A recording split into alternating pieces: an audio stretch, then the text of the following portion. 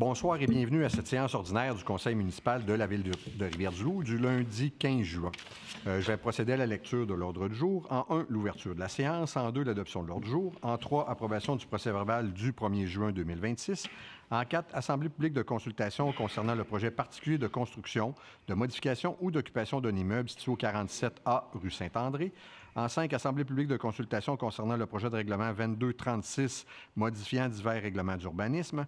En 6, avis de motion et dépôt du projet de règlement 2233 modifiant divers règlements municipaux. En 7, adoption du second projet de résolution pour le PPCMOI situé au 47A rue Saint-André.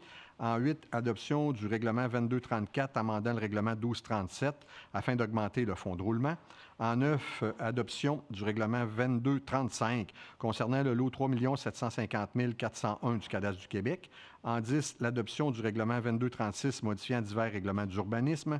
En 11, modification à la résolution 238-2026. En 12, abrogation de la résolution 306-2020. En 13, approbation d'un acte de vente concernant le lot 4 058 500 du cadastre du Québec. En 14, adjudication dans le cadre de l'appel d'offres pavage et reconstruction des rues pour 2026. En 15, approbation d'une entente avec le ministère de la Culture et des Communications. En 16, autorisation de fermeture de rue pour l'activité Raccoon Fest 2026. En 17, approbation d'un protocole d'entente à intervenir avec Super Karting Rivière-du-Loup. 18, autorisation dans le cadre du défi vélo plein air. En 19, modification de l'entente en matière de gestion incendie conclue avec la municipalité de Cacouna. En 20, demande d'appui visant l'amélioration du service ferroviaire de passagers dans le Bas-Saint-Laurent. En 21, demande d'aide financière au programme d'appui au développement de l'agriculture et de l'agroalimentaire en région. Le 22, contribution financière à la Chambre de commerce de la MRC de Rivière-du-Loup. En 23, confirmation d'une permanence. En 24, l'adoption de politique. Le point 25 est retiré. Mais M. Thériault, tantôt autour de table, va vous faire un petit compte-rendu de tout ça. Le point 26, délégation pour le sommet électoral de l'Union des municipalités du Québec. En 27, proclamation de la Journée mondiale de lutte contre la maltraitance des personnes aînées. En 28, nomination d'une mairesse suppléante. En 29, comptes et salaires de mai 2026 et les paiements. En 30, l'approbation du budget révisé 2026 de l'Office de l'habitation de Rivière-du-Loup et les Basques. En 31, période de questions. 32, levée de l'Assemblée. Ça me prendrait une proposition pour l'adoption de l'ordre du jour. Édith Sanson propose. Richard Lemieux appuie. C'est adopté. Pas de problème. Écoutez, c'est ça. Monsieur Maître Pierre Gondrin est avec nous ce soir, greffier adjoint. Mathilde a pris quelques jours pour se reposer. Pierre, c'est sa première séance avec nous. Ça fait tout près de 3 ans qu'il travaille à la Ville de Rivière-du-Loup. Fait que j'ai dit que la première fois, on s'en souvient toute notre vie. Fait que, en souhaitant que ça ne soit pas trop traumatisant pour tout. Fait que le point 3, c'est l'approbation du procès-verbal du 1er juin 2026.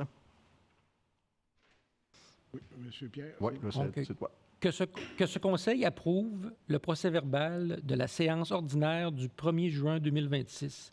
André Beaulieu propose. Sylvie Vigny appuie. C'est adopté. Merci. Le point 4, c'est l'Assemblée publique de consultation concernant le projet particulier de construction, de modification ou d'occupation d'un immeuble situé au 47A rue Saint-André. On va avoir quelques petites images à l'écran. Mesdames, Messieurs, membres du Conseil, je souligne que la présente Assemblée de consultation vise le premier projet de résolution concernant la demande d'autorisation du projet particulier de construction, de modification ou d'occupation d'un immeuble qu'on appelle un PPCMOI, déposé par M. Gabriel Lavoie-Lévesque, représentant du propriétaire de l'immeuble de la coopérative des paramédics du Grand Portage. Cette assemblée a pour but d'expliquer le projet et de donner l'occasion aux personnes et aux organismes qui le désirent de s'exprimer sur le sujet. Le premier projet de résolution est adopté lors de la séance tenue le 1er juin 2026 et concerne l'immeuble correspondant au 47A rue Saint-André dans la zone CV 322. Cette zone est composée de propriétés situées entre les rues Desjardins, Sainte-Anne et les rues Saint-André et Joly. Fait qu'on voit à l'écran, là, si on veut, la zone concernée, le CV 322. 2. L'objet du projet de résolution est d'autoriser l'agrandissement du bâtiment accessoire annexé ainsi que l'aménagement du terrain et de l'aire de stationnement. Le PPCMOI contient des aspects qui ne sont pas entièrement conformes au règlement 2162 concernant le zonage, eu égard à A, à la hauteur de l'agrandissement du bâtiment accessoire dérogatoire, en B, aux aires de stationnement et aux aires de chargement et de déchargement. Fait qu'on voit à l'écran, là, c'est des images. Dans le fond, ils agrandissent leur garage. Si vous désirez consulter le projet de résolution, vous pouvez vous présenter sur rendez-vous au service du développement territorial à l'Hôtel de Ville ou au service des ressources humaines et des affaires juridiques au 75 rue de l'Hôtel de Ville. Fait que j'invite maintenant les gens au micro si vous avez des questions ou des commentaires sur ce projet-là. Fait que dans le fond, ce qu'on dit, là, c'est quand même minime là, comme changement, mais pour eux, c'est une importance de pouvoir agrandir leur garage pour mettre, entre autres, les ambulances. Puis où ils sont situés au centre-ville, c'est comme juste parfait comme ça. Fait que si vous avez des questions, des commentaires, sinon, je vais continuer la lecture de la résolution. Ça vous va? Il convient à ce moment-ci d'expliquer la suite des procédures, puisque cette résolution contient des dispositions susceptibles d'approbation référendaire, c'est-à-dire des éléments qui peuvent faire l'objet d'une contestation. La loi prévoit la publication d'un avis invitant les personnes habiles à voter dans les zones admissibles à déposer, si elles le désirent, une demande qui vise à ce que le règlement soit soumis à leur approbation. Cet avis sera publié dans le journal d'Info Dimanche de cette semaine, le 17 juin 2026, et la date pour déposer une demande est le 25 juin 2026 à 16h30. Lors de la séance du Conseil du 6 juillet 2026, le Conseil municipal se prononcera sur la suite qu'il y ait ou non des demandes déposées. Fait que, concernant les procédures de demande pour faire le dépôt d'une demande, il faut contacter là, le greffier adjoint, maître Marc-Antoine Rioux, au service du greffe des affaires juridiques et des ressources humaines là, au 75 de l'Hôtel de Ville. Le point suivant, c'est le point 5, c'est l'Assemblée publique de consultation concernant le projet de règlement 2236 modifiant divers règlements d'urbanisme. Mesdames, Messieurs, membres du Conseil, la présente Assemblée de consultation a pour but d'expliquer le projet de règlement d'urbanisme 2236 et de donner l'occasion aux personnes intéressées de s'exprimer sur le sujet. Les modifications contenues au sein de ce projet de règlement proviennent en partie de demandes de particuliers, mais également de modifications administratives visant à faciliter la compréhension, l'interprétation et l'application de la réglementation. Le règlement 2162 concernant le zonage comme suit. En ajustant les normes relatives aux matériaux interdits pour les murs de certains bâtiments. Je vous avais dit là, que c'était entre autres pour permettre l'utilisation de blocs de béton non décoratifs pour la construction de murs de bâtiments dans les zones industrielles. On avait présenté ça là, à la séance du 1er juin. Après ça, on dit le règlement 2165 sur les permis certificats comme suit, c'est-à-dire en précisant les situations où un plan d'arpentage géomètre est requis lors d'une demande de permis de construction. Ça se retrouve à l'article 4. Dans le fond, il y avait une coquille. On revient à l'ancien règlement qui vient dire que tout agrandissement d'un bâtiment situé à plus d'1 mètre de la marge prescrite, c'est-à-dire qu'il n'y aurait pas besoin d'avoir un plan d'arpenteur. Le règlement 2169 relatif aux dérogations mineures comme suit en précisant les situations où une demande est inadmissible en raison de dispositions réglementaires en lien avec la sécurité publique et de protection de l'environnement. Le projet de règlement 2236 ne contient aucune disposition susceptible d'approbation référendaire. Si vous désirez consulter le document, vous pouvez vous présenter sur rendez-vous au service du développement territorial ici à l'Hôtel de Ville ou au service des ressources humaines et des affaires juridiques au 75 de l'Hôtel de Ville. J'invite les personnes au micro, si vous avez des commentaires ou des questions, à venir les adresser. Sinon, on va continuer. Ça va. Il convient donc à ce moment-ci d'expliquer la suite des procédures, puisque ce règlement ne contient aucune disposition susceptible d'approbation référendaire, c'est-à-dire les articles qui peuvent faire l'objet d'une contestation et qu'aucune opposition n'a été formulée lors de la présente Assemblée publique. Le Conseil procédera à l'adoption du règlement lors de la présente séance. Ça va venir un point un petit peu plus loin. Le point suivant, c'est l'avis de motion et dépôt du projet de règlement 2233, modifiant divers règlements municipaux, et c'est Mme Sylvie Vignier. Oui, merci, Monsieur le maire, membre du Conseil. Attendu l'article 356 de la Loi sur les cités et villes, je, Sylvie Vignier, dépose devant ce Conseil le projet de règlement 2233, modifiant divers règlements municipaux et donne avis de motion qu'à une prochaine séance de ce Conseil, je présenterai le dit projet de règlement pour adoption. Le projet de règlement 2233 est disponible sur le site Internet de la Ville au villerdl.ca/règlement avec un S et auprès du service des ressources humaines et des affaires juridiques. Merci. Merci Sylvie. Dans le fond, je vais vous donner un petit peu d'explication là, quand on fait toujours à l'avis de motion.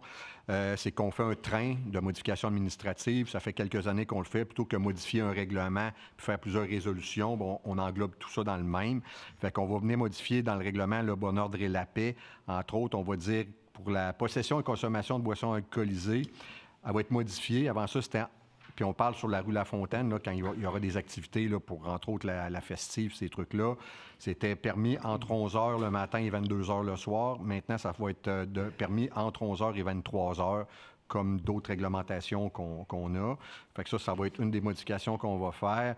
On va venir aussi modifier là, à l'article 6, c'est au niveau là, des certaines règles administratives et pouvoirs administratifs, les montants limites de la délégation des pouvoirs de dépenser. Fait qu'on vient dire que les montants limites la délégation des pouvoirs de dépenser dans le cadre de leurs compétences respectives. Les fonctionnaires ci-dessous désignés ne peuvent pas autoriser un contrat ou une dépense d'un montant par transaction, taxes et déboursés inclus, qui est supérieur à 70 000 pour le trésorier et le président d'élection au cours de l'année précédant la date fixée pour une élection générale, 35 000 pour les directions de services et la direction adjointe aux ressources humaines, 20 000 pour un chef de division au service technique et de l'environnement, 15 000 pour des cadres intermédiaires, 5 000 pour l'adjointe administrative à la direction générale, 2 000 pour le magasinier du service technique et 2 000 pour l'aviseur du service technique.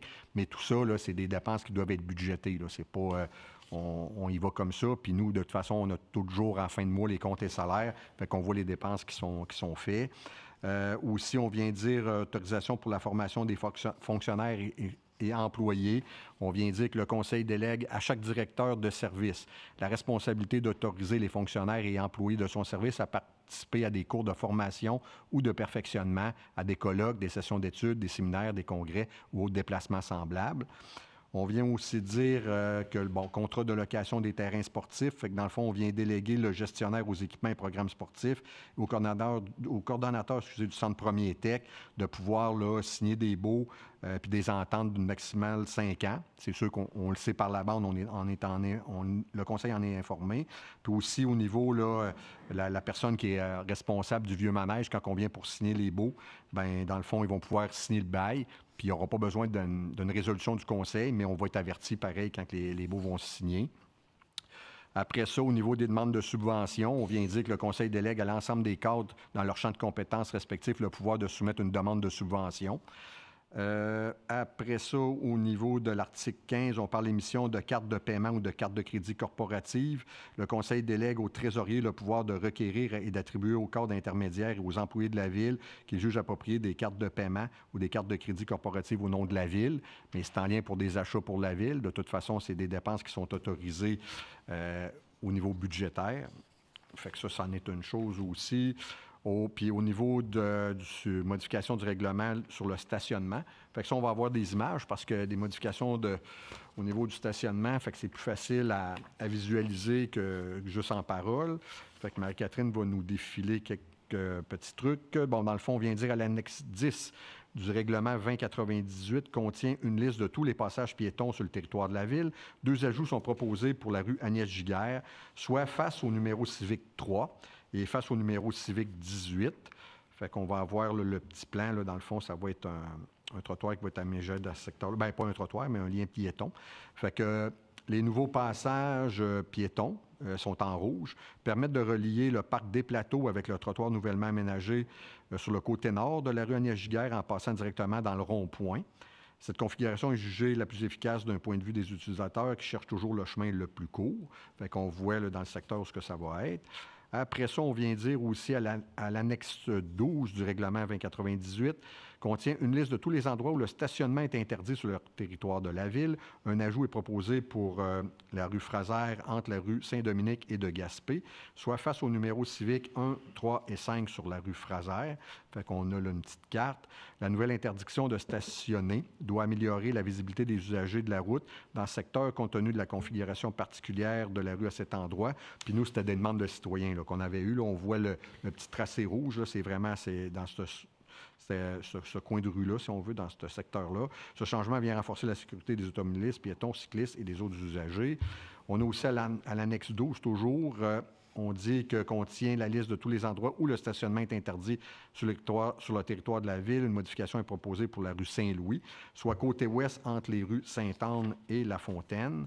Fait que dans le fond, là, le petit bout rouge qu'on voit à l'écran, c'était permis. Ce qu'on évalue, c'est à peu près peut-être 7 stationnements qu'on perdrait dans le secteur.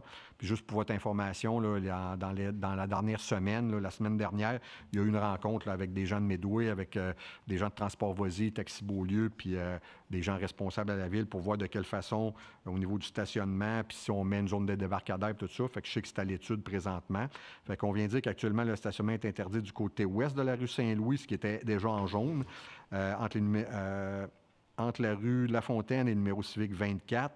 Compte tenu des nouvelles activités sur cette portion de la rue Saint-Louis, bien là, on vient le faire là, vraiment à partir de l'intersection Sainte-Anne à se rendre jusqu'à La Fontaine. On sait aussi, là, puis j'ai eu des nouvelles là, aujourd'hui, que l'étude de circulation qu'on avait donnée déjà en étude il y a un certain temps, on devrait en avoir possession, là, avoir le rapport pour le début de juillet. Puis après ça, bien, tout dépendant de ce qui arrivera, bien, si on doit mettre la rue Saint-Louis en sens unique, mais les gens seront avertis. Mais il y aura un travail à faire, bien évidemment, avant de se rendre là. On va attendre de voir l'étude de circulation. Après ça, à l'annexe 17, il y a une liste de toutes les zones débarcadères sur le territoire de la ville, un retrait proposé pour la rue Saint-André. C'est du côté est devant le numéro civique 103. Puis à l'adresse 103, dans le fond, c'était une zone débarcadère, surtout pour le transport adapté. C'était une résidence intermédiaire là, qui hébergeait des gens qui avaient des difficultés de mobilité. Puis la maison a été vendue, puis la résidence est fermée, donc on vient enlever cette zone débarcadère-là en avant de la maison grise là, au 103 Saint-André.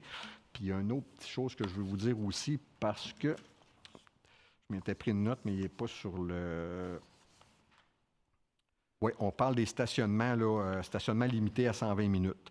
On vient dire à l'article 17, stationnement limité à 120 minutes, nul ne peut, du lundi au vendredi, entre 7h et 16h, immobiliser un véhicule routier pendant plus de 120 minutes dans les 4 espaces de stationnement situés à l'entrée du stationnement de l'hôtel de ville du côté ouest. Là, vous savez, on va commencer les travaux éventuellement pour la construction du nouveau bâtiment municipal qui sera situé ici à côté au 59 hôtel de ville. Fait que là, c'est sûr qu'on va rendre le stationnement surtout disponible pour nos employés le jour. On vient aussi dire à l'article 18, toujours dans le stationnement à l'hôtel de ville, nul ne pourra stationner du lundi au vendredi entre 7h30 et 16h, immobiliser un véhicule routier dans un espace de stationnement à l'hôtel de ville, à moins que ce véhicule ne soit muni d'une vignette délivrée par la ville, visible de l'extérieur et affichée au rétroviseur sur le tableau de bord ou sur la vitre avant du véhicule côté passager. Fait qu'il y aura effectivement pour nous les employés, pour nous les élus, quand on viendra à l'hôtel de ville, d'avoir une vignette. Fait qu'au moins, on laisse la chance parce qu'on sait, qu'il y a des gens quand même qui se stationnent ici, qui restent à proximité, mais le matin, à partir de 7h30, bien, ils devront quitter. Mais c'est du lundi au vendredi, puis après 16h, ils vont pouvoir se stationner dans le stationnement de l'hôtel de ville comme ils le faisaient avant, et les fins de semaine aussi. On a toujours à l'article 19, dans le même règlement, stationnement limité à 150 minutes. On parle à moins qu'un véhicule routier ne soit muni d'une vignette délivrée par la ville. Puis là, c'est pour les stationnements qui se trouvent au centre Premier Tech, au stade de la Cité des Jeunes, puis aussi dans le stationnement municipal de l'Harmonie, là, qui se trouve être sur la rue Frontenac, là. Fait que ça vient dire que pour être là plus de 150 minutes, ça va prendre une vignette. Puis si on va pratiquer le sport, bien évidemment, logiquement, on rentre dans le 150 minutes sans problème. Fait que c'est des modifications qui sont proposées, qui vont être adoptées à la prochaine séance du Conseil.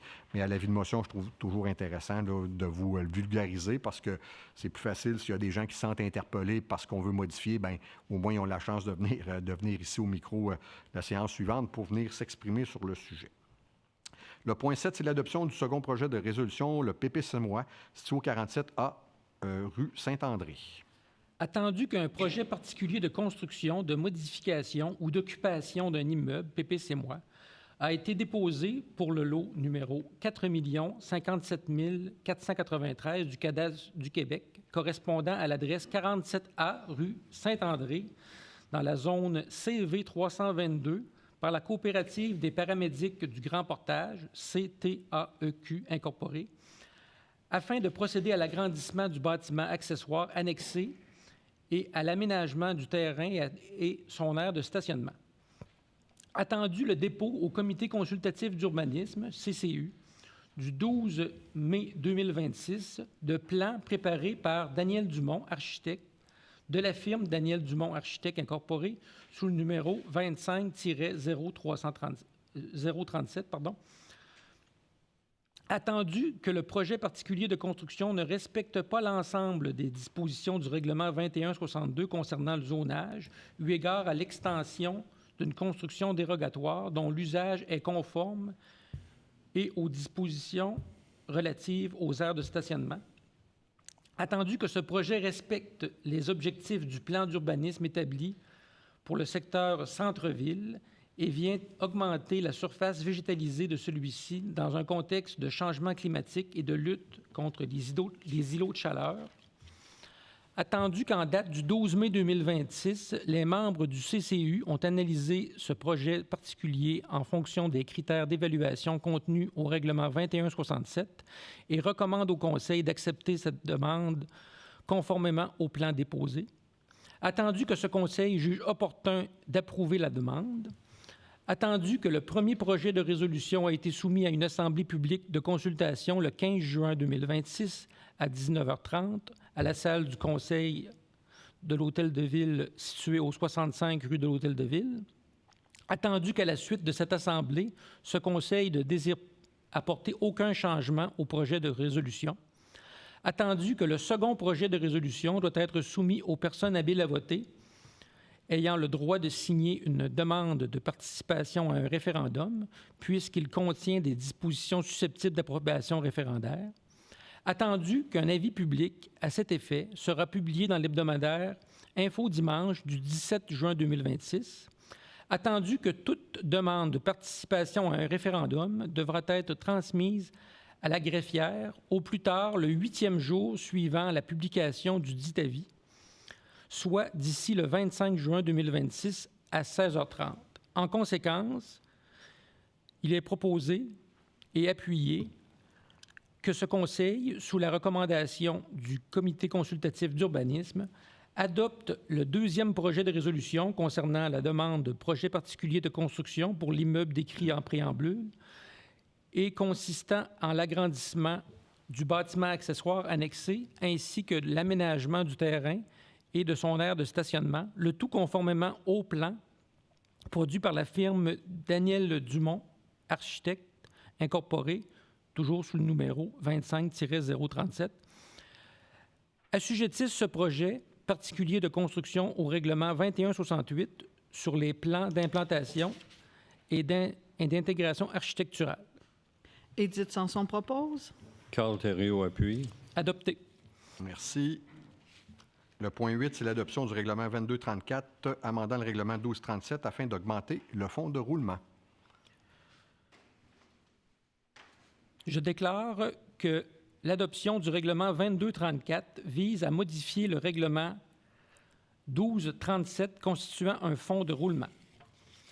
Cet amendement vise principalement à augmenter le fonds de roulement de la municipalité d'une somme d'1 million de dollars afin de mettre à la disposition de la Ville les deniers dont elle a besoin aux fins de sa compétence. Le fonds de roulement sera ainsi porté à 11 350 000 $. Le règlement 2234 est disponible pour consultation sur le site Internet de la Ville sous les onglets ville-rdl.ca/règlement au pluriel sans accent, où vous pouvez en obtenir une copie en communiquant avec le Service des ressources humaines et des affaires juridiques par téléphone au 418-867-6715 ou par courriel au greffe@ville-rdl.ca. Outre les coûts de préparation du règlement, ce dernier n'entraîne aucun frais additionnel pour le contribuable. Attendu que la Ville de Rivière-du-Loup désire se prévaloir du pouvoir prévu à l'article 569 de la Loi sur les cités et villes, attendu que la municipalité peut se doter d'un fonds de roulement d'un montant maximal de 13 814 559 $, soit 20 des crédits prévus au budget de l'exercice courant de la municipalité, attendu que la municipalité possède déjà un fonds de roulement au montant de 10 350 000 $, attendu que ce Conseil juge opportun d'augmenter le fonds de roulement de la municipalité d'une somme de 1 million de dollars afin de mettre à la disposition de la Ville les deniers dont elle a besoin aux fins de sa compétence, attendu qu'un projet de règlement a été déposé lors de la séance ordinaire du lundi 1er juin 2026 et qu'un avis de motion a été donné par le conseiller Carl Thériault au cours de la même séance. En conséquence, il est proposé et appuyé que ce Conseil adopte le règlement 2234, amendant le règlement 1237 afin d'augmenter le fonds de roulement. Carl Thériault propose. André Beaulieu appuie. C'est adopté. Merci. Le point 9, l'adoption du règlement 2235 concernant le lot 3 750 401 du cadastre du Québec.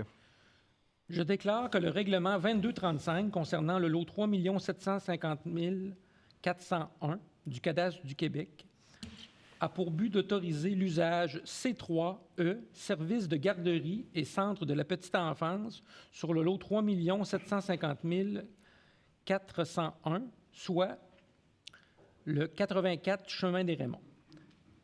Tant que tel service est exploité par le titulaire d'un permis délivré en conformité avec la loi sur les services éducatifs à l'enfance et y exploite soit un centre de la petite enfance ou une garderie au sens de telle loi. Le règlement 2235 est disponible pour consultation sur le site Internet de la Ville sous les onglets ville-rdl.ca/règlement au pluriel sans accent, ou vous pouvez en obtenir une copie en communiquant avec le service des ressources humaines et des affaires juridiques par téléphone au 418-867-6715 ou par courriel au greffe@ville-rdl.ca. Outre le coût de préparation du règlement, ce dernier n'entraîne aucun frais additionnel pour le contribuable. Attendu la demande soumise par le Centre de la petite enfance, CPE, Jardin Joli de Rivière-du-Loup, concernant la construction d'un CPE et l'aménagement du terrain à même l'immeuble situé au 84 chemin des Raymonds, sur le lot 3 750 401 du cadastre du Québec. Attendu que ce projet est situé dans la zone HMD 208, conformément au règlement de zonage de la Ville, et que l'usage C3E, service de garderie et centre de la petite enfance, n'y est pas autorisé. Attendu que l'aménagement du stationnement et du terrain n'est pas conforme aux dispositions du règlement 2162 concernant le zonage. Attendu que le Conseil entend se prévaloir des dispositions de l'article 134 de la Loi sur les services de garde éducatifs à l'enfance pour fixer par règlement les conditions auxquelles il entend permettre l'occupation de cet immeuble à des fins de centre de la petite enfance ou de garderie au sens de cette loi. Attendu qu'un projet de règlement a été déposé lors de la séance ordinaire du lundi 1er juin 2026 et qu'un avis de motion a été donné par le conseiller Richard Lemieux au cours de la même séance, en conséquence, il est proposé et appuyé que ce Conseil adopte le règlement 2235 concernant le lot 3 750 401 du cadastre du Québec. Richard Lemieux propose. Sylvie Vignet appuie. Adopté. Merci. Ça va, Pierre? Oui. Oui. Le point 10, c'est l'adoption du règlement 2236 modifiant divers règlements d'urbanisme. Donc, je déclare que le règlement 2236 vise à modifier divers règlements d'urbanisme, soit en modifiant le règlement 2162 concernant le zonage afin d'ajuster certaines normes concernant les matériaux interdits sur certains bâtiments. Le règlement 2165 sur les permis et certificats afin de préciser les situations qui nécessitent la production d'un plan d'arpenteur géomètre.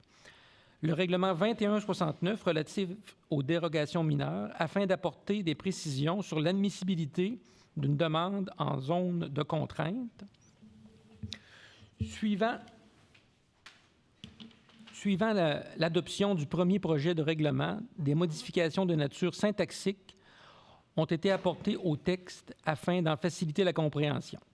Le règlement 2236 est disponible pour consultation sur le site Internet de la Ville sous les onglets ville-rdl.ca/règlement au pluriel sans accent, où vous pouvez en obtenir une copie en communiquant avec le service des ressources humaines et des affaires juridiques par téléphone au 418-867-6715 ou par courriel au greffe@ville-rdl.ca.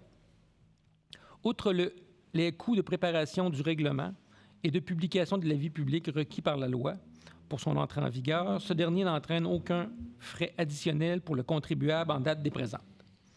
Attendu que ce Conseil peut adopter et modifier des règlements d'urbanisme en vertu de la loi sur l'aménagement et l'urbanisme, suivant les dispositions qui s'appliquent, attendu que ce Conseil juge opportun d'effectuer des ajustements à la réglementation d'urbanisme, attendu l'avis de motion donné par le conseiller André Beaulieu et l'adoption du premier projet de règlement à la séance ordinaire du 1er juin 2026, attendu l'Assemblée publique de consultation tenue ce jour, attendu que, suivant l'adoption du projet, des modifications de nature simplement syntaxique ont été apportées au règlement, attendu que ce projet de règlement ne contient aucune disposition qui peut faire l'objet d'une demande des personnes intéressées afin qu'il soit soumis à leur approbation conformément à la loi sur les élections et les référendums dans les municipalités.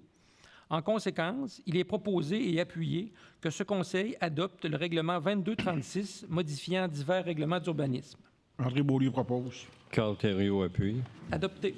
Merci. Le point 11, c'est la modification à la résolution 238-2026.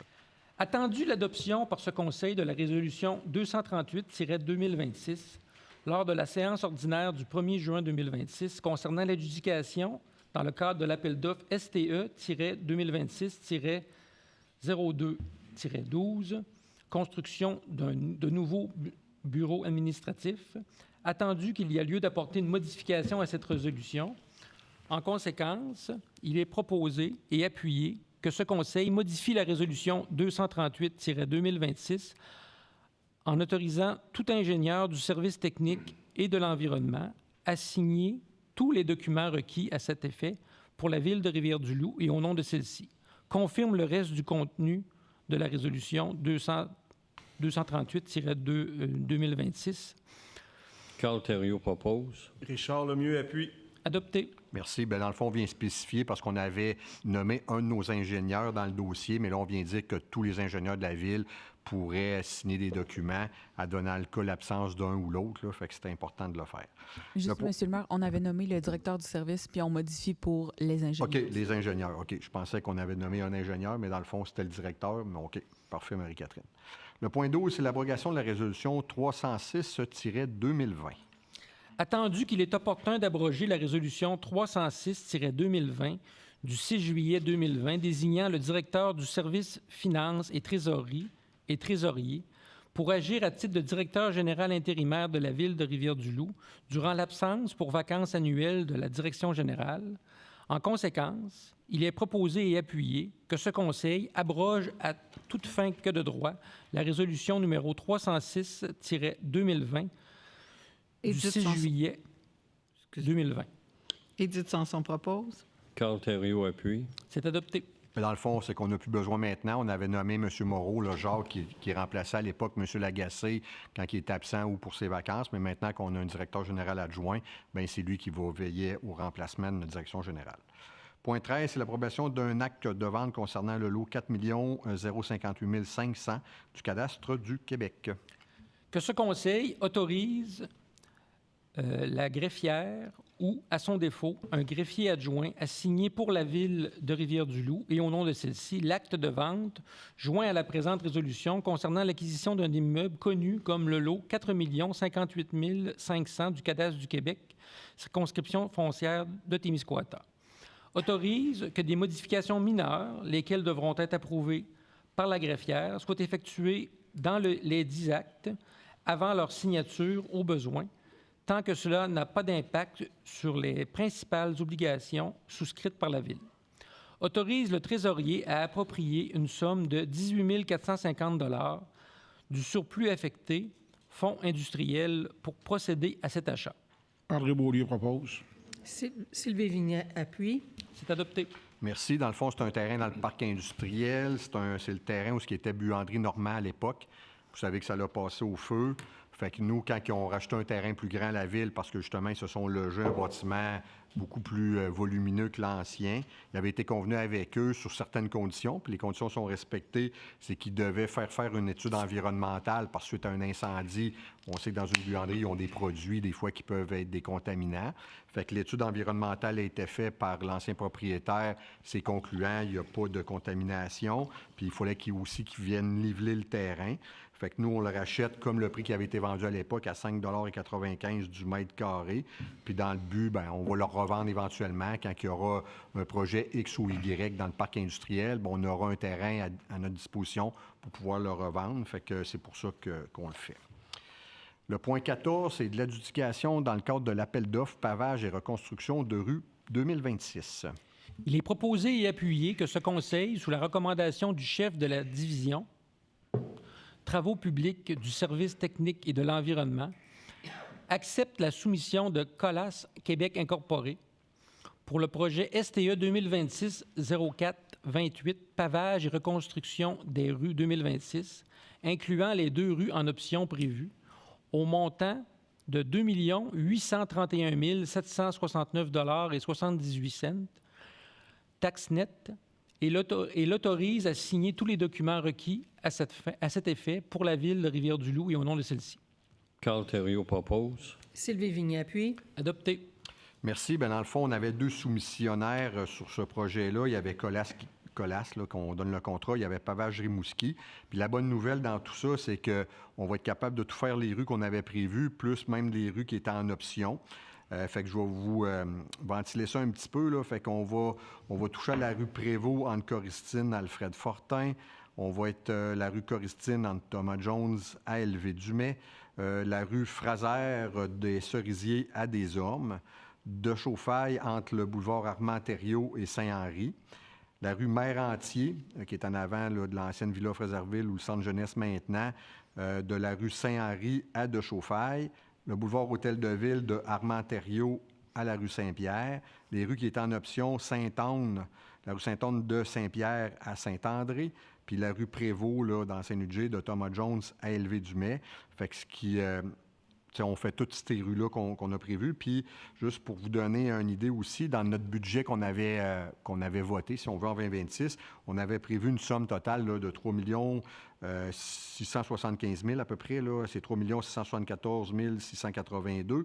Puis là-dedans, bien, on avait bonifié notre enveloppe parce qu'on avait séparé la reconstruction des rues ainsi que les corridors piétons. Là. Fait qu'on a bonifié quand même l'enveloppe de façon importante, là.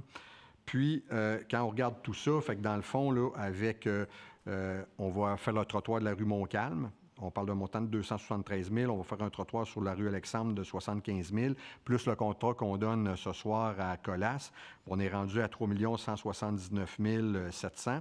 Fait qu'il va nous rester une enveloppe, grosso modo, de plus ou moins 500 000 $ qu'on va pouvoir, bien, soit qu'on le mette pour l'année prochaine ou qu'on en fasse des rues cette année, mais tout dépendant du montant. Là, si on tombe avec, mettons, l'évaluation d'un montant de plus de 139 000, parce que le pouvoir de dépenser de la direction générale maximum, c'est ça.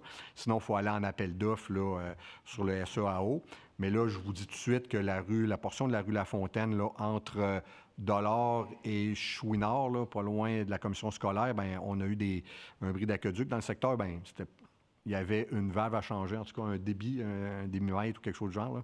Ça a pris quand même un certain temps, mais là, la réparation est faite. Mais là, on va faire une belle couche de pavage là, parce que c'est un peu magané dans ce secteur-là. Fait que ça, on a évalué ça autour de 70 000 $. Fait qu'on va le prendre dans le 500 000 $. Donc, il nous restera grosso modo un 430 000 qu'on pourrait regarder qu'est-ce qu'on fera avec cette année ou qu'on va le reporter pour l'année prochaine. Le point 15, c'est l'approbation d'une entente avec le ministère de la Culture et des Communications. Attendu le protocole d'entente conclu entre la Ville et le ministère des Affaires municipales et de l'Habitation relativement à l'octroi d'une aide financière dans le cadre du programme d'amélioration et de construction d'infrastructures municipales, PRACIM, pour la construction d'un bâtiment administratif au 59 rue de l'Hôtel de Ville, attendu que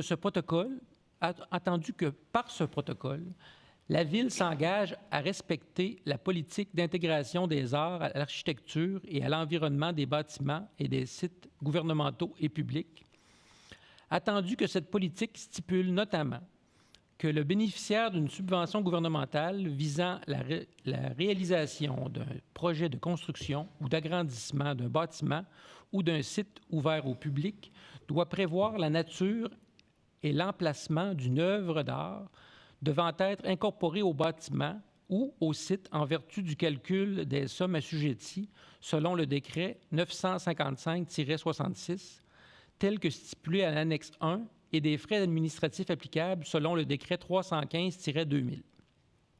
Attendu que la Ville est dans l'obligation de désigner des représentants à siéger au sein du comité ad hoc mis sur pied pour l'application de la politique.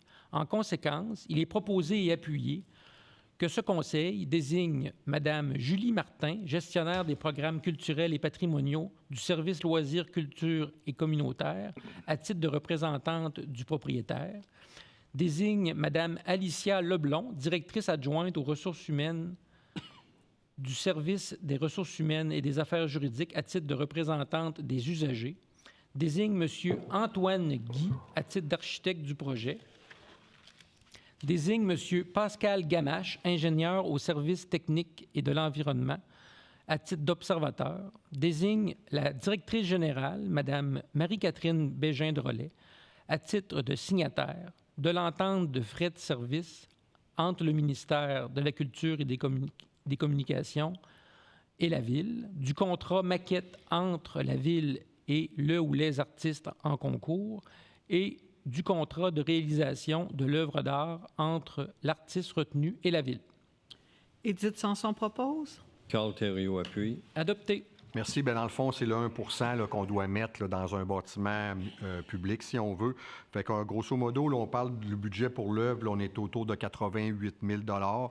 Des frais administratifs d'autour de 17 000 $. Fait qu'on était autour de 105 000 $ incluant le budget de l'intégration de l'œuvre d'art puis les frais de services administratifs. Puis, j'avais oublié là, à la résolution précédente, dans le cadre de l'appel d'offres, là, je vous avais dit qu'il y avait 12 soumissionnaires. Colas, le montant, c'était 2 831 000. Pavage Rimouski, c'était 3 762 136,89 sous. Il n'y a pas tout à fait 1 million. Là, il y a un petit peu plus qu'1 million, excusez, un petit peu moins qu'1 million entre les deux soumissionnaires. Le point 16, c'est l'autorisation de fermeture de rue pour l'activité Raccoon Fest 2026. Il est proposé et appuyé que ce conseil autorise la fermeture de la rue Frontenac entre les rues Landry et Saint-Pierre du jeudi 18 juin 2026 à 18 h au samedi 20 juin 2026 à 20 h afin de permettre la présentation du Salon de l'automobile Raccoon Fest. Richard Lemieux propose. Sylvie Vignet appuie. Adopté. Merci. Le 17, approbation d'un protocole d'entente à intervenir avec Super Karting Rivière-du-Loup. Il est proposé et appuyé que ce conseil approuve le protocole d'entente annexé à la résolution à intervenir avec Super Karting Rivière-du-Loup, autorise la directrice du service loisirs, culture et communautaire à signer le dit protocole d'entente pour la Ville de Rivière-du-Loup et au nom de celle-ci. André Beaulieu propose. Édith Sanson appuie. Adopté. Merci. Bon, dans le fond, dans le protocole d'entente, ça concerne la fermeture de différents trous dans le secteur. Vous bien devinez que pendant le karting, là, il y aura des rues dans le secteur qui vont être fermées. L'événement va avoir lieu du 17 au 19 juillet, mais c'est sûr que les rues vont se fermer un petit peu avant. Puis des fois, là, ça dure une journée ou deux après, le temps de tout démonter le circuit. On parle aussi que nous, la Ville, on va livrer sur le site là, des barrières anti-émeutes, on va avoir de la signalisation, des cônes oranges, on parle de poubelles, de bacs bleus puis de bacs bruns. Puis la particularité qu'il y a cette année dans le protocole d'entente, c'est que dans le fond, on avait eu une demande des organisateurs du Super Karting pour avoir des contributions financières de la Ville. Fait que cette année, ils nous avaient fait une demande, fait qu'on a répondu présent. C'est un peu moins, on leur donne un petit peu moins qu'ils nous avaient demandé, mais on va leur donner 20 000 $ pour la tenue de cet événement-là. Entre autres parce que c'est une activité qui est familiale, qui est gratuite. Tu sais, des activités de cette envergure-là gratuites, c'est pas commun. Fait que pour les membres du conseil, c'est important parce que quand on va faire un tour sur le site, on voit qu'il y a des jeunes familles qui sont là, qui passent des journées là, puis qu'ils peuvent avoir accès aux courses, puis aux différentes compétitions, puis que ça coûte rien. Fait que c'est pour ça qu'on est allé dans ce sens-là pour donner une contribution financière.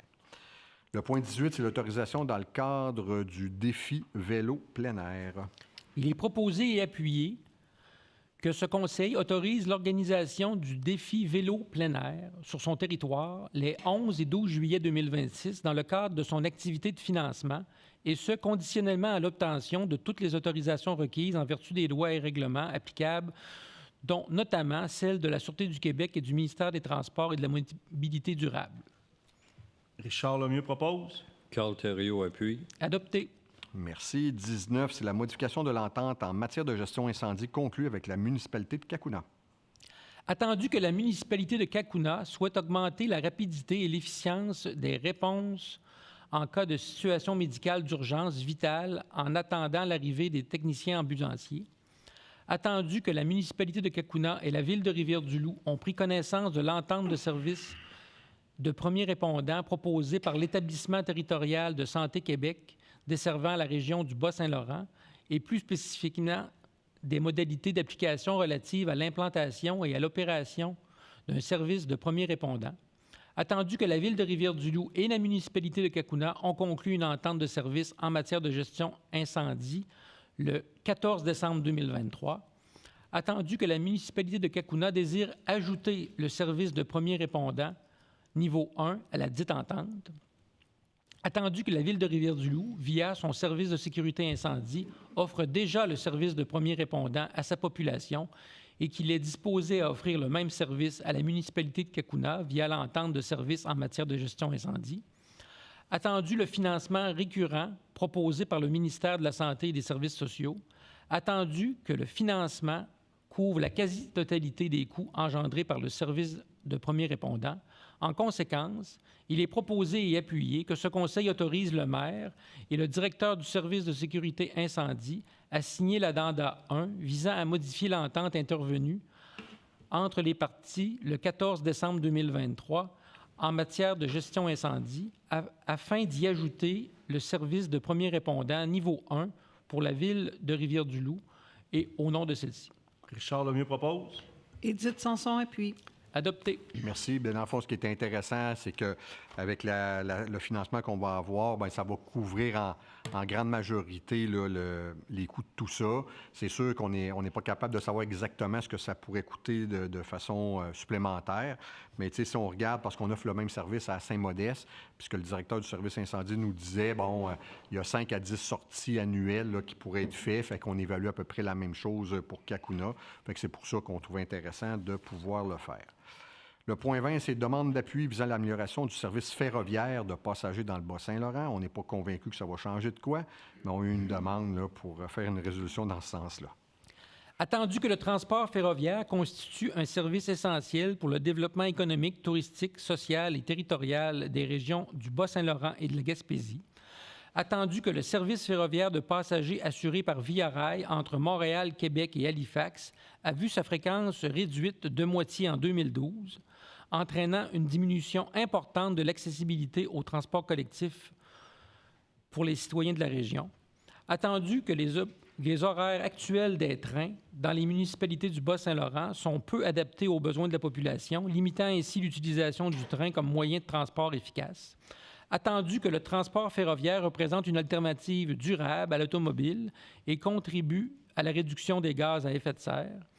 Attendu que la ville de Rivière-du-Loup reconnaît l'importance de maintenir et d'améliorer les infrastructures et services de transport collectif en région, en conséquence, il est proposé et appuyé que ce Conseil appuie officiellement la pétition citoyenne E7344 visant l'amélioration du service ferroviaire de passagers dans le Bas-Saint-Laurent, demande au gouvernement du Canada et à Via Rail de rétablir un service ferroviaire quotidien fiable et accessible pour les citoyens des régions du Bas-Saint-Laurent et de la Gaspésie, demande qu'une copie de la présente résolution soit transmise au député fédéral de Rimouski, la Matapédia, incluant la Métis, les Basques et la Neigette, au député fédéral de Côte-du-Sud, Rivière-du-Loup, Katascomique, Témiscouata, au ministre des Transports du Canada, à Via Rail Canada, à la MRC de Rivière-du-Loup.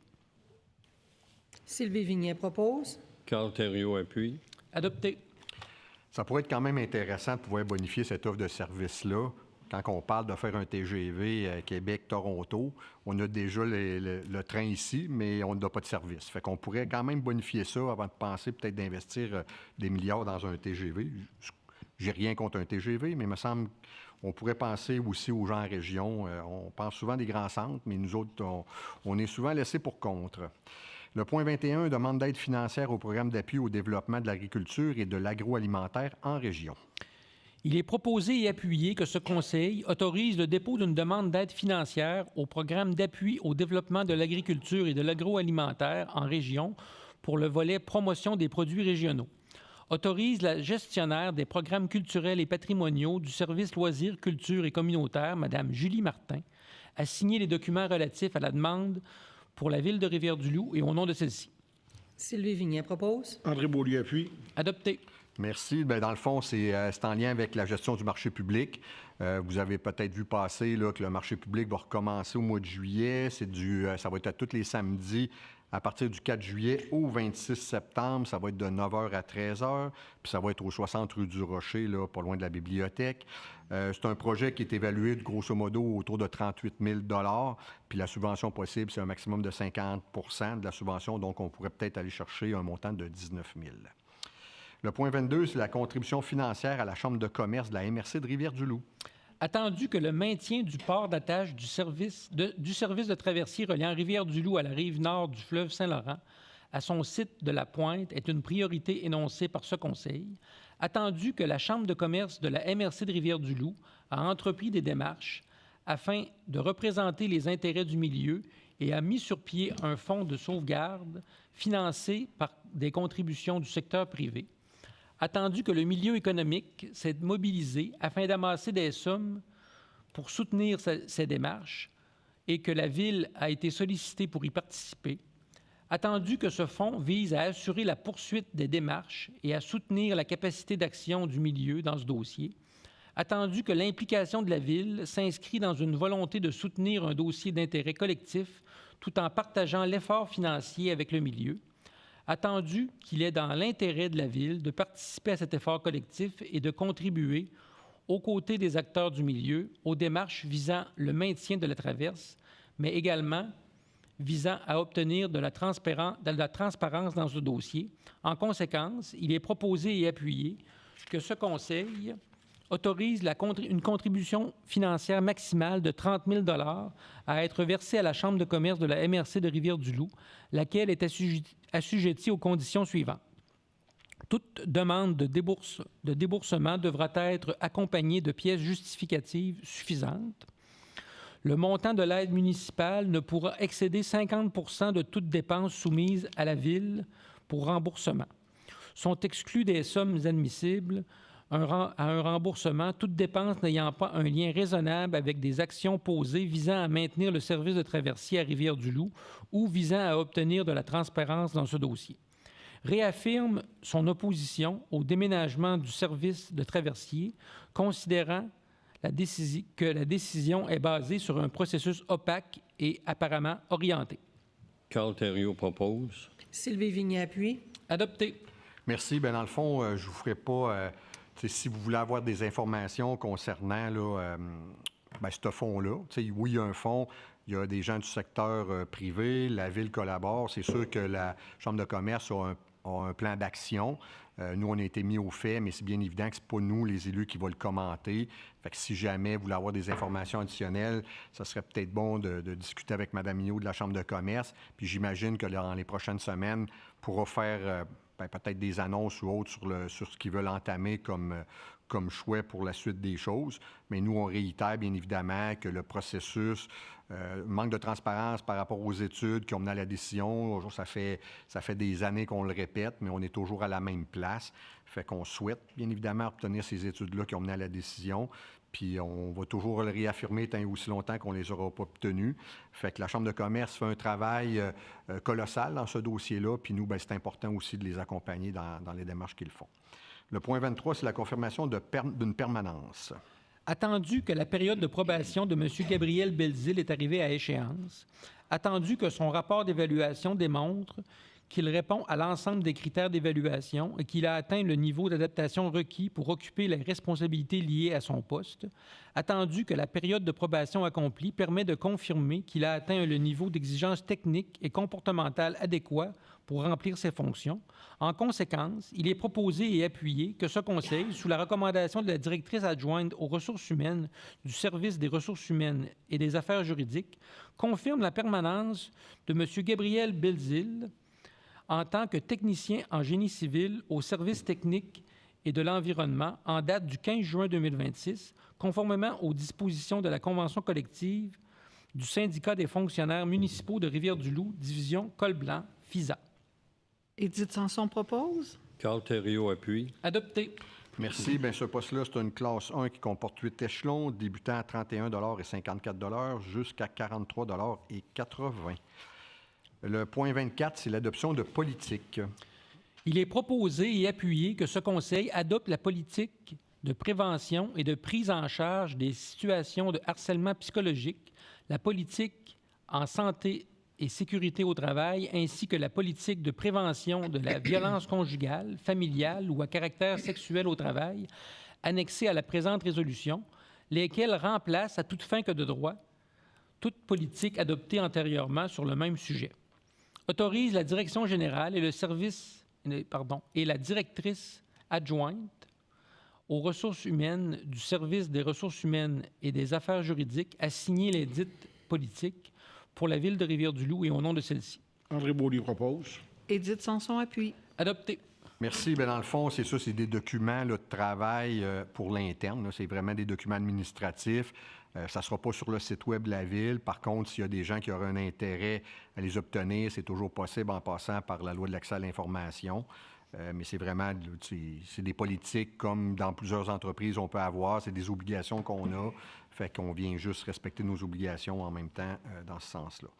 Bon, le point 25, j'avais dit que c'était retiré. Puis dans le fond, tantôt, Carl va faire un petit bout. Mais juste pour vous dire que dans le fond, là, je pense que c'est le 4 ou le 5 juin, j'ai reçu une demande. Là, ils veulent relancer le comité consultatif régional de la traverse Rivière-du-Loup-Saint-Siméon. C'est quand même ironique. Là. Je reçois ça. Ils viennent nous dire qu'ils s'en vont à Kakuna, puis finalement, ils veulent relancer ce comité-là. Le comité avait... La dernière rencontre qu'il y avait eu du comité, c'était en juin 2019. Puis à l'époque, c'était Sylvie là, qui était là comme mairesse, qui avait siégé sur le comité. C'était la mairesse de Rivière-du-Loup, puis le maire de Saint-Siméon, qui se rencontrait avec des gens de la STQ pour discuter de différentes problématiques, différents sujets qui sont en lien avec la traverse. Fait que là, ils veulent le relancer. Mais dans le fond, la résolution qu'on voulait passer à soir, c'était pour payer les dépenses de Carl pour représenter la Ville, parce que moi, le 17, je ne pouvais pas y aller, parce que j'avais déjà une autre rencontre, mais c'était pour payer ses frais pour prendre le bateau puis aller de l'autre côté, parce que la rencontre avait lieu à Saint-Siméon. Puis, mais c'est ça. Fait que là, finalement, on va la faire, elle va être faite en virtuel. C'est pour ça qu'on l'enlevait. Mais je voulais quand même vous dire, parce que ça peut amener des questions. Qu'est-ce que c'est ça? Qu'est-ce que ça mange en hiver? Mais ils veulent relancer un comité qui est mort depuis quasiment 7 ans, puis ils veulent le réactiver. Fait que je ne sais pas dans quel but, mais en tout cas, ça sera à suivre. Puis Carl, il sera là cette semaine. Fait que je vais attendre avec grand intérêt son compte rendu. Point 26, délégation pour le sommet électoral de l'Union des municipalités du Québec. Il est proposé et appuyé que ce Conseil autorise le maire et la conseillère, Mme Sylvie Vignet, à représenter la Ville de Rivière-du-Loup lors du sommet électoral de l'Union des municipalités du Québec, qui se tiendra le 18 septembre prochain au Centre des congrès de Québec, et que leurs frais réellement encourus soient remboursés sur présentation des pièces justificatives. Autorise le trésorier à verser à l'Union des municipalités du Québec une somme de 300 $ taxe en sus pour leur inscription à cet événement. Édith Sanson propose. André Beaulieu appuie. Adopté. Merci. 27, c'est la proclamation de la Journée mondiale de la lutte contre la maltraitance des personnes aînées. Puis si vous voyez, là, ce soir, on porte le petit ruban mauve, là, puis c'est en lien avec ça. Attendu que l'Organisation des Nations unies a décrété en 2006 le 15 juin comme étant la Journée mondiale de lutte contre la maltraitance envers les personnes aînées, attendu que la maltraitance se définit comme un geste singulier ou répétitif ou un défaut d'action appropriée qui se produit dans une relation où il devrait y avoir de la confiance et qui cause, intentionnellement ou non, du tort ou de la détresse à une personne, attendu que les conséquences que peut amener la maltraitance sur la qualité de vie des aînés, tels qu'un sentiment d'insécurité, des impacts sur la santé psychologique, une détérioration de l'état de santé physique, des pertes de ressources financières, de l'isolement, etc., attendu que la sécurité des aînés est l'affaire de tous et toutes, et que les municipalités peuvent jouer un rôle de premier plan, notamment en lien avec la démarche Municipalité Amie des aînés, MADA, à laquelle adhère la Ville de Rivière-du-Loup. Attendu que la bientraitance est une approche valorisant le respect de toute personne, ses besoins, ses demandes et ses choix, y compris ses refus, et qu'elle se construit par des interactions et une recherche continue d'adaptation à l'autre et à son environnement. En conséquence, il est proposé et appuyé que ce Conseil autorise le maire à proclamer verbalement la Journée mondiale de lutte contre la maltraitance envers les aînés, les personnes aînées, et invite les citoyennes et citoyens, ainsi que les organisations et institutions de son territoire, à poser un ou certains gestes parmi les suivants. Porter le ruban mauve, symbolique de la journée du 15 juin. Faire la promotion de la bientraitance. Encourager la participation sociale des personnes aînées. Richard Lemieux propose. Édith Sanson appuie. Fait que je proclame le 15 juin 2026 la Journée mondiale de la lutte contre la maltraitance envers les personnes aînées à Rivière-du-Loup. Donc, adopté. Merci. Le point 28, c'est la nomination d'une mairesse suppléante. Il est proposé et appuyé que ce Conseil désigne la conseillère, Mme Édith Sanson, à titre de mairesse suppléante pour les mois de juillet, août, septembre et octobre 2026 et qu'elle soit désignée pour agir comme substitut du maire au sein du Conseil des maires de la MRC de Rivière-du-Loup durant cette période en cas d'absence de ce dernier, de son incapacité, de son refus d'agir ou de vacance de son poste, et qu'il remercie le maire suppléant sortant, M. Carl Thériault, pour sa disponibilité et sa collaboration dans l'exécution de ses fonctions au cours des 4 derniers mois. Richard Lemieux propose. Sylvie Vignet appuie. Adopté. Merci. Le point 29, les comptes et salaires de mai 2026 ainsi que les paiements.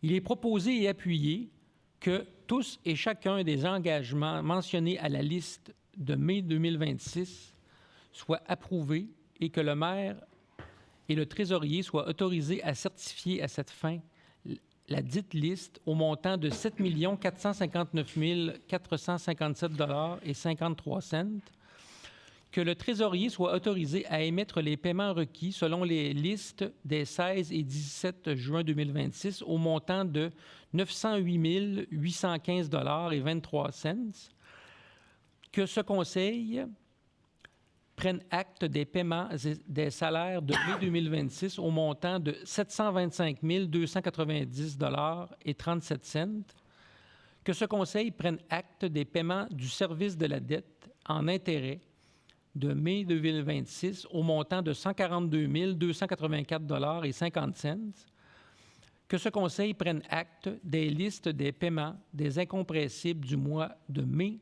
et entérine ces paiements au montant de 3 314 656,23 $. André Beaulieu propose. Sylvie Vignet appuie. Adopté.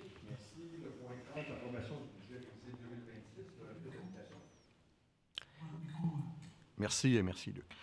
Point 30, l'approbation du budget révisé 2026 de l'Office d'habitation de Rivière-du-Loup et les Basques.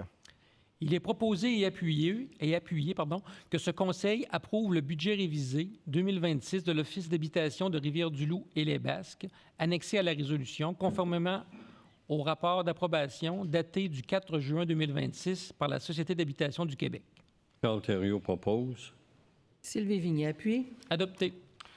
Merci. Bien, dans le fond, je vais vous ventiler ça un petit peu. Là. Il y a eu une bonification là, de l'enveloppe budgétaire au niveau du poste de concierge et entretien d'un montant de 171 616 qui va porter, là, si on veut, le nouveau budget à 864 044 $. Il y a eu une bonification de l'enveloppe à amélioration, modernisation de 67 800 parce que quand on l'avait adopté, je vous avais dit que c'était à zéro puis ça ne pouvait pas rester là. Fait que ça va être le budget de 67 800 qui fait que l'augmentation là, des dépenses de 239 416 puis si on répartit ça là, entre les municipalités, la SHQ, on a un montant de 22 866 $ de plus. Là. Ça nous met notre solde à 89 677. C'est notre part. Et la part de la SHQ est à 893 398 $. On serait rendu à la période de questions au point 31, mais avant de... parole, chers citoyens. On va faire un petit tour de table. Je ne sais pas si les élus, vous aviez quelque chose. Richard, de ton côté, avais-tu quelque chose? Non, rien de spécial, monsieur le maire. Non, ça va. Bien, merci, Richard. Oui, Edith? Ben oui, Monsieur le maire, j'aimerais revenir sur... il en était question dans le point 27 concernant la Journée mondiale de la lutte contre la maltraitance envers les personnes aînées. On sait que c'est drôlement important parce que les impacts sont énormes pour ceux qui les vivent, mais aussi pour l'entourage. Donc, ne pas hésiter. Et aujourd'hui a été distribué lors d'une activité. Il y avait une rencontre ce midi de 11h à 14h environ avec des aînés ici à Rivière-du-Loup, au Parc des Balancines. Il y avait un dîner hot dog. Plus d'une centaine de personnes qui sont venues participer à l'activité. Donc, il y a eu échange sur le sujet de l'information. Donc, c'est ça, souligner l'importance et ne pas hésiter à consulter.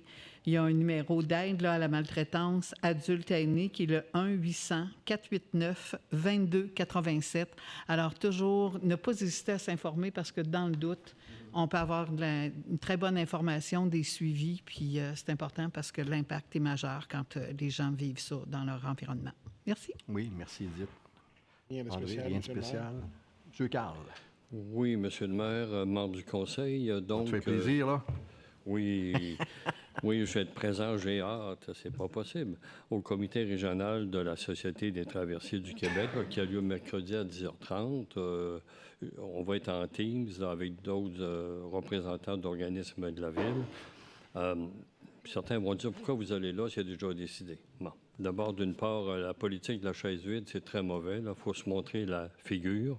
C'est un peu comme l'échec avant au hockey. Il faut qu'ils nous voient la face le plus régulièrement possible pour lancer un message que ça ne passera pas. Bon, on est dans un large contexte, vous le savez. Il y a des élections, c'est un secret de polichinelle au mois d'octobre. Le contexte a changé et on espère qu'il va véritablement changer. Puis il y a toute l'étude d'impact environnemental en 2027. Donc, dans les 12 prochains mois, la joute continue. Donc, c'est des circonstances qui ont radicalement changé. Moi, à la place des personnes en autorité à Kakuna, là, je sabrerais pas tout de suite le champagne. Je garderais même le reçu de la SAQ pour se faire rembourser. Et de ne pas sortir la pépine trop vite, c'est pas fini. Je trouve qu'il festoie un peu trop à Kakuna, puis ça manque tout simplement de décence. À un moment donné, il ne faut pas trop en faire, il faut en faire juste assez, mais je trouve qu'ils en font trop. Donc, cet automne, ça va être une bonne occasion pour que le prochain gouvernement remette tout ce dossier-là sur pause. Comme vous savez, tout ça, c'est relié à une histoire de dragage. Ils en font pour 2 millions par année à Rimouski pour sauver le traversier. Ici, ils chipotent pour 1,4, 1,5 millions. C'est de l'ordre quasiment du scandale éhonté. C'est un dossier ici qui, au niveau du ministère des Transports, de la Société des traversiers du Québec et du cabinet de la ministre que j'ai fréquenté légèrement un peu à une certaine date, tout ce beau monde-là est responsable de cette situation-là. Sont d'autant plus responsables le ministère des Transports parce qu'à une certaine époque, vous saviez que le bateau de la Clark, hein, il n'en voulait plus, la Clark, il l'offrait pas aux plus offrants, là, mais il l'offrait pour gérer moi ça. Saviez-vous qu'il y a une compagnie privée bien en vue au Québec qui a fait des négociations avec le ministère des Transports pour reprendre le contrôle de la Clark et ça n'a pas fonctionné. Si ça avait fonctionné, on ne serait même pas ici ce soir. Il y a des gens à la STQ, au ministère des Transports, qui devraient rendre des comptes. On est dans une société imputable et démocratique encore pour au moins les 100 prochaines années, j'espère. La STQ ne donne pas l'exemple, ni le ministère des Transports. D'ailleurs, est-ce qu'on a fait les frais d'une très mauvaise gestion? Moi, je pense que oui, sincèrement. Et il faut qu'on rebrasse les cartes à l'automne. C'est absolument essentiel.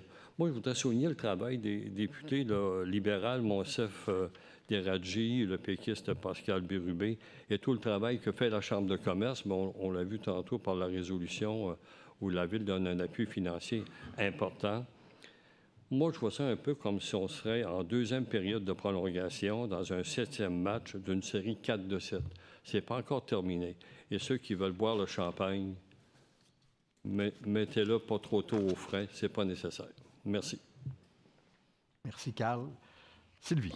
Donc, moi, à la dernière séance, je vous ai dit qu'on que j'allais à cette réunion-là, qui était une rencontre pour travailler en atelier sur le projet de Gros-Kakuna. Toute la salle a refusé de participer à cette mascarade durant cette soirée-là. Il n'y a personne qui a adhéré à ça. Donc, juste pour dire qu'avant, j'étais accompagnée de Richard, André, Carl, Valérie et moi-même, on était là. Donc, la salle a exigé d'avoir un micro au milieu de la salle, puis que tout le monde entende les questions et les réponses. Ce qui a été accepté par l'organisateur de l'événement, il n'a comme pas eu le choix parce qu'on vidait la salle s'il n'acceptait pas. Fait que donc, tout s'est bien passé de ce côté-là. Maintenant, je vous ai dit que je vous ferais part des questions que j'ai posées et des réponses que j'ai eues. La première question, ça a été par rapport à l'Observatoire des Bélugas, qui a coûté entre 2,5 millions et 5, parce qu'on ne sait pas quel montant que ça a coûté. Il n'y avait pas moyen de le trouver nulle part. On parlait dans ces années-là d'une pouponnière.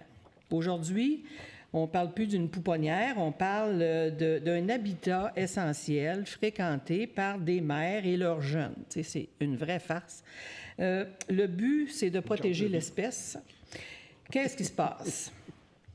Tout a été fait pour donner raison à qui? Cette dépense-là, entre 2,5 millions et 5 millions, on fait quoi avec ça s'il n'y en a plus de bélugas? Il ne devait pas en avoir il y a 2 ans, là, je ne comprends pas. Fait que donc, j'ai posé la question si on les avait consultés, la STQ, à savoir, avant de faire un déménagement, vous venez de mettre un observatoire, ça va tout faire enlever les bélugas de la place. Est-ce que vous avez été consulté avant? La réponse est non. Est-ce que les coûts supplémentaires de l'utilisation de la traverse de Kakuna a été évalué? Parce que ça va coûter beaucoup plus cher de faire fonctionner, d'avoir l'utilisation de la traverse à Kakuna qu'à Rivière-du-Loup, parce que le trajet est beaucoup plus loin, il faut qu'il fasse le tour de l'île. Donc, non, ça n'a pas évolué. Ça n'a pas été évalué. L'accueil des touristes, une autre question qu'on a posée. Bon, ça se fait à Rivière-du-Loup. Est-ce que vous avez considéré, avez-vous pensé aux sommes colossales investies par les hôteliers, les restaurateurs avant de prendre une telle décision? Là, j'ai même pas eu de non, j'ai pas eu de réponse. Rien. On sait que ça va coûter beaucoup plus cher, le trajet est plus long, ils vont être obligés d'arrêter quand un navire va devoir passer, ils vont devoir attendre. Donc, à quel moment vous allez dire aux citoyens que le service de traversier va être diminué en tant que service de 4 à 3 facilement? Pas de réponse non plus. À quel moment vous allez dire aux citoyens que le dragage sera nécessaire également à Kakuna dès que le traversier sera en opération? Pas de réponse non plus. Puis tout ce temps-là, tout le monde autour, il écoutait ça, puis il se disait, bien voyons, mais ils n'en ont pas de réponse. Je veux dire, on prend un avion en plein vol. Ils ne savent pas pantoute où ils s'en vont, ça n'a aucun sens. Là, au même port, ils veulent faire un développement touristique avec la traverse, un développement industriel avec une rampe ro-ro. Et là, j'entends qu'il y a un pôle d'innovation maritime qui va être sur les terres adjacentes au port. Industriel et touristique, vous le savez très bien, dans un même port, ça ne va pas ensemble. La sécurité des touristes n'est pas là, la protection de l'environnement, l'aménagement d'un port qui va coûter extrêmement cher parce qu'il va falloir qu'ils tassent des affaires. La question, comment vous allez travailler ces deux univers? Ils n'y ont pas pensé. Ils ne sont pas rendus là. Quand on parle de plus de 600 millions à Rivière-du-Loup, puis plus de 175 millions à Kakuna, une solution a été apportée, puis une compagnie, ici, là, M. Carl en a parlé tantôt, il y avait une solution. Il s'en venait ici, il prenait la traverse, puis il continuait d'opérer sans coût supplémentaire pour personne. Et pourquoi ils ont refusé cette solution-là? Elle a été refusée, même pas acceptée. Concernant le clavardage des études, on a posé la question, on veut cacher quoi? Les études sont payées par les citoyens à gros frais. Une décision a été prise sans que l'on puisse en valider la pertinence. Comment voulez-vous qu'on vous fasse confiance? Puis ça, je m'adressais à M. Véraud de la STQ. Comment voulez-vous qu'une ville accepte de perdre son tissu économique et touristique sur des promesses faites à qui? À l'avantage de qui? Une autre question, là, j'ai pas eu de réponse. Combien avez-vous dépensé d'argent à date et combien avez-vous de budget pour faire les petites études qu'ils font, là? À date, ils sont rendus à 2 millions et ils ont un budget de 18 millions à dépenser.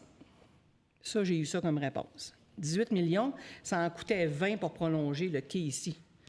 Puis ça, les 18, c'est juste pour les études. Je veux juste vous faire réfléchir que c'est du gros n'importe quoi, là. Il faut qu'on réagisse, là, ça n'a pas de bon sens. Ils ont parlé d'une rampe Roro à installer. Moi, j'ai fait partie du comité du Gros Kakuna pendant au moins, je vous dirais, une dizaine d'années. La rampe Roro, il n'y a jamais personne qui était capable de savoir laquelle il irait là parce qu'il n'y a pas un bateau qui est pareil. Fait que je leur ai demandé, savez-vous laquelle vous allez installer? Non, ils ne savent pas. Ils n'ont pas étudié ça encore. Là, on est rendu, comme Carl disait tantôt, on a accepté 2 millions à Rimouski pour un dragage sur 10 ans. Pourquoi c'est refusé à Rivière-du-Loup? Pourquoi c'est refusé? Au lieu d'aller mettre 175 millions, ils en mettraient 1 million, 4,5 ici, puis ça continuerait de fonctionner, puis tout serait bien, puis nos restaurateurs, nos hôteliers, tout le monde serait content. Les gens garderaient le même nombre de traverses qu'il y aurait, c'est fiable. Donc, il faut réfléchir à ça, là. Pourquoi c'est refusé ici? Pourquoi c'est accepté là-bas? Il y a une citoyenne qui a posé une question, ça, c'est pas moi qui l'ai posée, c'est une citoyenne qui était là durant la soirée. Puis elle a demandé s'il y avait une étude, parce que ça fait 4 ans qu'ils sont dans les études partout, pour évaluer la différence entre l'utilisation de la traverse à Rivière-du-Loup et celle de Kakuna. La différence de prix pour l'utilisation. Est-ce qu'ils ont fait une étude là-dessus avant de prendre une décision aussi importante? La réponse est non. Donc, vous savez, ce gouvernement-là, il a pris des mauvaises décisions, là, chiffrées à des milliards de dollars, puis la traverse, là, ça ne fait pas exception. C'est encore une mauvaise décision. Fait qu'il y a des millions qui ont été dépensés de notre argent. Hein? C'est notre argent là, qu'on parle, là. Fait que sans même être capable de nous démontrer que c'est la bonne décision. Donc, moi, je vous dis que ce dossier-là, il est questionnable. Et des réponses, bien, je peux vous dire qu'on n'en a pas. Merci beaucoup. Si vous me permettez, M. le maire, j'aimerais rajouter un commentaire, toujours dans le même dossier. En fin de séance, il y avait une question. À un moment donné, il a fait allusion à une question à propos du dragage, dans le cas que ça s'en va vraiment à Kakuna. Puis, M. le maire Mario, à plusieurs reprises, il avait rencontré les gens de la STQ et posé la question. J'ai jamais eu de réponse formelle. Soit là, on a eu la réponse formelle qu'à partir du moment où il n'y a plus de dragage, où il n'y a plus de traverse à Rivière-du-Loup, en 31, la traverse de Manage, la STQ arrête les dragages, c'est sûr. Fait que quand notre député nous parle de projet au quai, si on n'a pas de nautique au quai, il n'y a plus de marina. AML ne reviendra jamais à Rivière-du-Loup, puis du Venord, ben son avenir est en jeu. Un autre facteur et tout qui ont sorti ce soir-là, que, bon, ils n'en parlent pas bien de ça. Ils parlent toujours du Sarema, que c'est le bateau de Rivière-du-Loup, mais ce soir, on va vous annoncer une nouvelle. Le Sarema, c'est pas le bateau de Rivière-du-Loup, c'est le bateau de on pourrait dire le terre d'Espère de Matane, par encore une mauvaise décision que la STQ a prise dans le passé. Fait qu'à partir du moment où, en plein milieu de la saison estivale, le bateau de Matane tombe en problème, on se ramasse avec le Félix-Antoine Savard ici, à Rivière-du-Loup. C'est ça la réalité. Puis de plus, Félix-Antoine Savard, il n'y a pas la capacité, je ne sais pas le nombre de bateaux. Fait qu'il coupe une traversée par jour. On peut peut-être avoir un bateau d'espère de l'autre. Quelle retombée économique ça amène, même si Kakuna, là, je ne sais pas à qui ça va profiter ces retombées-là, mais quelle retombée économique, il n'y a rien qu'à te penser. Puis comme Sylvie a disait tantôt, au niveau du questionnement qu'on posait, à un moment donné, ça ils l'ont dit, là, dans les études, ils ont tenu compte, bien, ils savent c'est quoi la perte économique que Rivière-du-Loup aurait par rapport au déménagement de la traverse actuellement. Ça, ils savent. Ils savent, mais ils ne le disent pas. Ils ne le disent pas, fait qu'ils ne le savent pas. Merci. Bien, merci à vous quatre, là, c'est sûr, qui est allé même 5 avec Valérie. Oui. Puis sais-tu, Sylvie, que quand je regarde ton rapport, puis vous avez posé à peu près 13 questions, puis tu n'as pas eu de réponse, c'est pour ça que je comprends qu'on n'ait pas les études. Je ne sais pas s'ils l'ont fait. Parce que tu n'as pas de réponse à rien. Non, fait que c'est ça. Ça ferait le tour. Puis oui, le Félix-Antoine Savard, c'est un bateau qui contient 70 véhicules. Okay. Fait que c'est quand même 30 de moins que le Trans-Saint-Laurent puis 40 de moins que le CRMA. Fait que c'est sûr qu'ils sont là en dépannage longtemps. On va s'apercevoir qu'il va traverser beaucoup moins de gens. Madame la directrice générale, il y avait des questions restées en suspens de la dernière séance, je crois. Oui, il y avait une question au niveau des traverses de motoneige là, sur les Oui. chaussées asphaltées. Oui, oui. Est-ce que la Ville prévoyait les réparer? Puis si oui, est-ce que les sommes allaient être assumées par le club de motoneige? En fait, là, il y a quelques traverses dans la Ville qui traversent la chaussée comme ça, puis que la chaussée est dégradée un peu dû au passage des motoneiges. Donc, il va y avoir des interventions ponctuelles qui vont être faites pour réparer ces endroits-là d'asphalte. Mais les coûts associés à ces travaux-là sont assumés par la Ville. Là, on n'a pas d'entente avec les clubs pour leur facturer une partie de ces travaux d'entretien-là. OK. Puis c'était la seule... C'était la seule question non répondue. OK. Bon, ça marche. Fait qu'on s'est rendu à la période de questions sur l'ordre du jour. Je vous invite au micro comme à l'habitude. Nommez votre nom, posez votre question.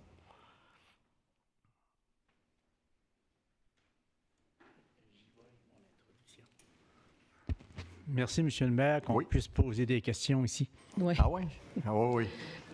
Puis avoir des réponses. Oui, ouais, c'est surtout ça. Hein. En tout cas, on essaie de vous en donner. Numéro 6, M. le Oui. maire, règlement 2233. Oui. J'ai regardé toutes les pages et une qui me frappe. C'est marqué « Arrêt obligatoire annexe 1. Oui. Là, je veux savoir si c'est des rajouts d'arrêts obligatoires ou bien c'est celle actuellement dans la ville de Rivière-du-Loup. C'est celle dans la ville. là. L'annexe, ça doit avoir comme peut-être bien 7-8 pages. Là. Quelques pages. oui. Oui. Non, ça, c'est dans le fond, c'est toute la liste des arrêts obligatoires qui est à Rivière-du-Loup. Sont joints au règlement, mais il n'y a pas de modification là-dedans. là. OK, il n'y a pas Non, d'ajout. dans le fond, là, non, il n'y a pas d'ajout. Puis quand il y en a, ben, tu sais, ce que je vous ai ventilé à soir, il n'y avait pas, là, les seules affaires, on rajoute un lien piéton, là, en avant de 2 adresses, puis des trucs comme ça. Là, on a extrait de ce qu'on allait faire, mais il n'y a pas d'ajout, là. Il y aura éventuellement, là, il y a une étude de circulation qui va se faire dans le secteur, là, justement, Léo-Bourgoin, hein, c'est ça, dans l'entrée ouest sud, là, où ce est le garage Toyota, là, les intersections qu'il y a là, on va regarder justement si on ne doit pas mettre un 3 stops. Là. Ça, on va travailler ça. Là. Mais là, je vois là-dedans rue des Cabotages. Entre autres, à rue L'Éveillé, des Cabotages, il y en a un.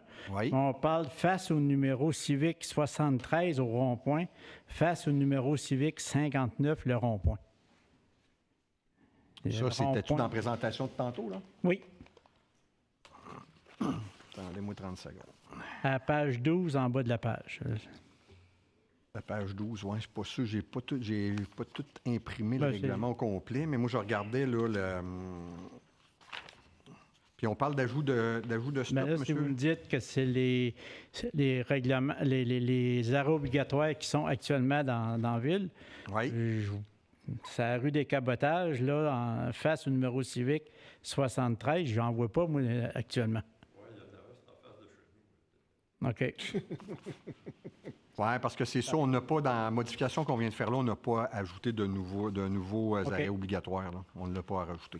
Merci. On a fait des stationnements interdits à différentes places, mais on n'a pas ajouté. Là. Au numéro 19, Oui.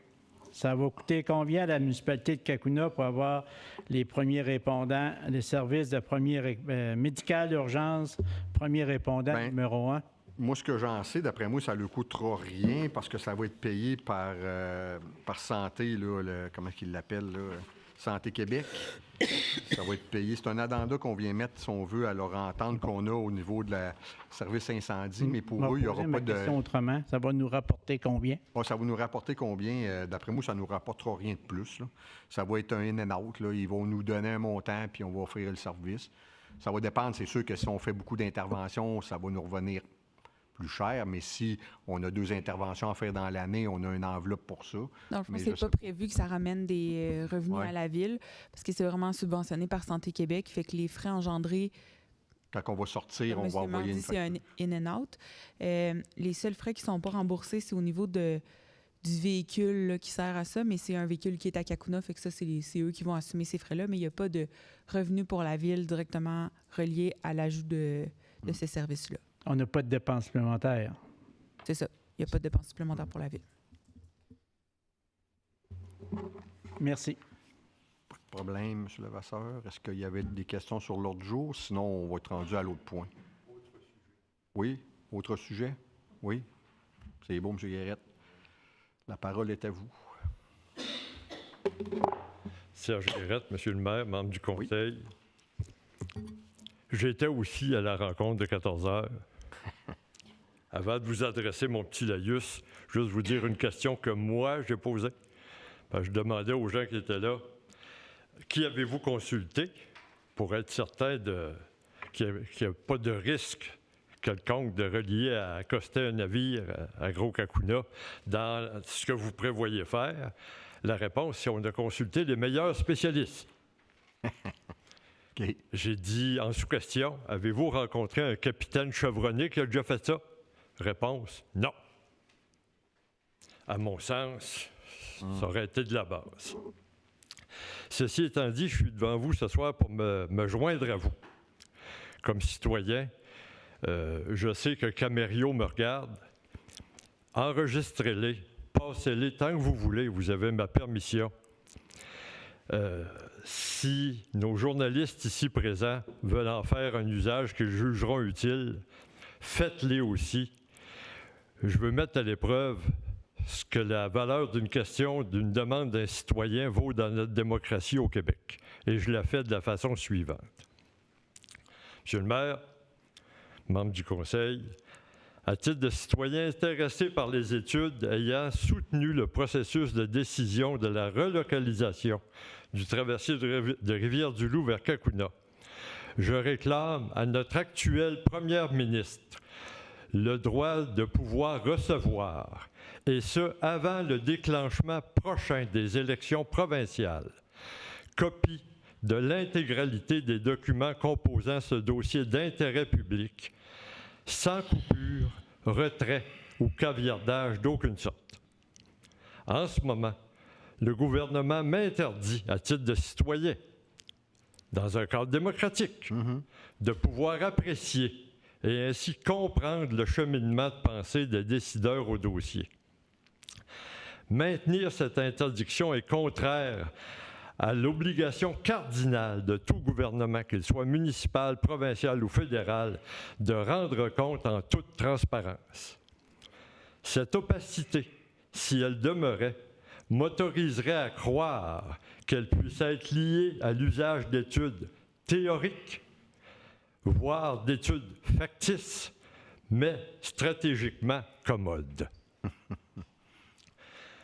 Ma demande fait suite à ma participation à une rencontre citoyenne relative au dossier dont il est ici question et dont le cadre rigide constituait, de mon humble point de vue, une insulte à mon intelligence. Ma demande est davantage le questionnement légitime d'un simple citoyen dans un dossier régional auquel Mme Fréchette, vous, Mme Fréchette, à qui je m'adresse ce soir, pouvez donner suite favorablement, car vous êtes, à mon sens, la gardienne au premier chef de notre démocratie et l'artisane d'un changement, et je répète, d'un changement sur lequel vous avez vous-même insisté face à votre prédécesseur. On me demandait lors de cette rencontre une profession de foi. Une profession de foi, moi je fais ça à l'Église, parce que la réponse de ma profession de foi, je vais l'avoir juste au moment de mon décès. J'aimerais, dans ce dossier-là, ne pas faire de profession de foi, parce que j'espère une réponse avant mon décès. À suivre. Merci de m'avoir écouté. Merci, M. Guérette. Bien, merci de votre appui. Merci de vos convictions. Ma seule question, est-ce que vous avez adressé cette demande-là par écrit à la première ministre? Mon premier geste est fait devant vous ce soir. C'est bon. D'autres suivront. OK. Et je le répète, j'espère que nos médias ici présents jugeront que ça pourrait, que mon petit laïus puisse être d'actualité. Ça marche. Merci, M. Guérette. Est-ce que vous aviez d'autres questions sur autre sujet? Ça faisait-tu le tour? C'était correct comme ça? Bien, merci à tous. Merci, Pierre. Dans le fond, là, on prend une pause de 3 semaines. On continue de travailler, mais la prochaine séance sera le 6 juillet à 19h30, ici même à la salle du Conseil. Ça sera la dernière avant les vacances d'été. Fait que là-dessus, je vous souhaite pour les gens ici à la salle un bon retour à la maison. Les gens à la maison, bien, belle fin de soirée et au plaisir de se rencontrer à nouveau. Au revoir.